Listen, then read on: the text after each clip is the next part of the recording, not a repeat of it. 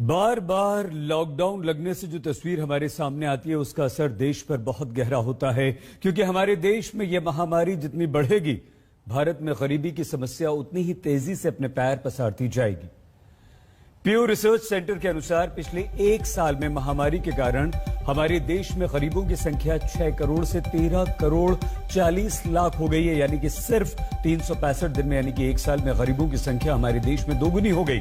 45 साल बाद हमारा देश सामूहिक गरीबी की श्रेणी वाले देशों में शामिल हो गया है। हमारे देश में 1970 के बाद गरीबों की संख्या खत्म होने की रफ्तार थम गई है और भारत 1951 से 1974 के उस दौर में पहुंच गया है जब हमारे देश में गरीबी बढ़ रही थी।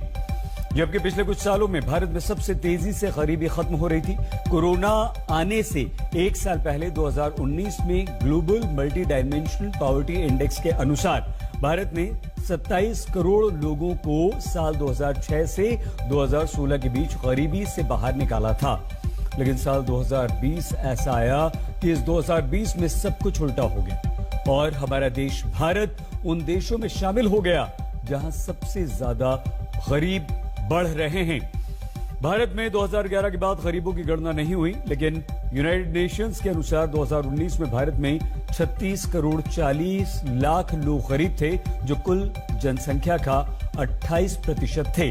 लेकिन महामारी कोरोना के बाद इनकी संख्या बढ़ने की आशंका है। गरीबों की संख्या बढ़ने से 3 करोड़ 20 लाख लोग मध्य वर्ग से बाहर हो गए हैं। मतलब भारत का मध्य वर्ग 10 करोड़ से घटकर 6 करोड़ 60 लाख रह गया है।